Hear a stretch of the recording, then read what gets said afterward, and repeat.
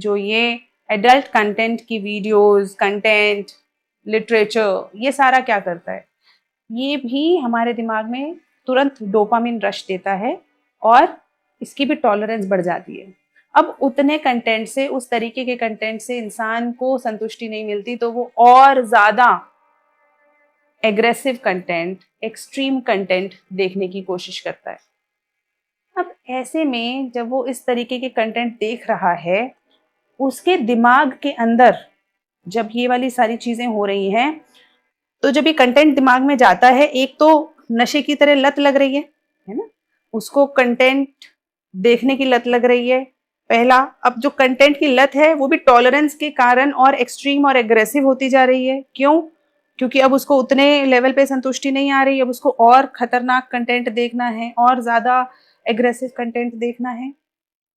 तीसरा, जैसे ही हमारे दिमाग में ये एब्रप्ट डोपामिन रश होने लगता है, तो हमारे दिमाग का फ्रंटल लोब, साइंस है ये, मैं नहीं बता रही, ये साइंटिस्ट ने, रिसर्चर्स ने बताया है कि हमारा फ्रंटल लोब श्रिंक कर जाता है। धीरे धीरे उसके सेल्स मरने लगते हैं और वो श्रिंक करने लगता है।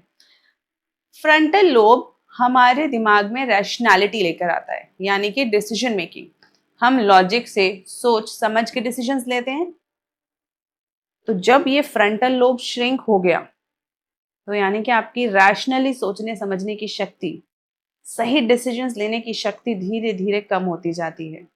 और इस ही साइकिल से, जैसे ही आपकी शक्ति कम हुई रैशनली सोचने की, तो आप कैसे सोच रहे हो?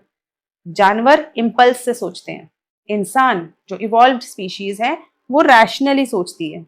वो चीजों को सही गलत का आंकलन करती है और उसके बाद डिसीजन लेती है कि ये काम करना है या ये नहीं करना, ये देखना चाहिए या नहीं देखना चाहिए, या ये रिश्ता मेरे लिए किस मर्यादा का है।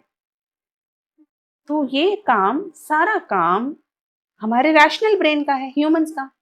लेकिन अगर ये रैशनल ब्रेन श्रिंक हो जाए, तो हम नियरली डी इवॉल्व हो रहे हैं। डी इवॉल्व मतलब हमने आगे बढ़ने की जगह वो व्यक्ति पीछे जाने लगता है।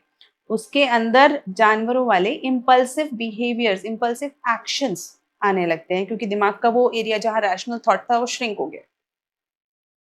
और अब वो व्यक्ति उस तरीके से लॉजिकली नहीं सोच पाता, और कंपल्सिवली, कंपल्शन के थ्रू उसको ऐसी कंपल्शन होती है, जैसे अगर एक शराबी को शराब ना मिले तो वो परेशान सा हो जाता है, उसे उसे किसी चीज की कमी महसूस होती।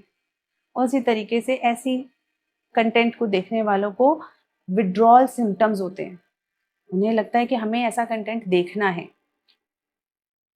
और कंपल्सिव इंपल्सिव बिहेवियर के अंदर उनके अपने बिहेवियरल स्ट्रक्चर के अंदर अंतर आना चालू हो जाता है।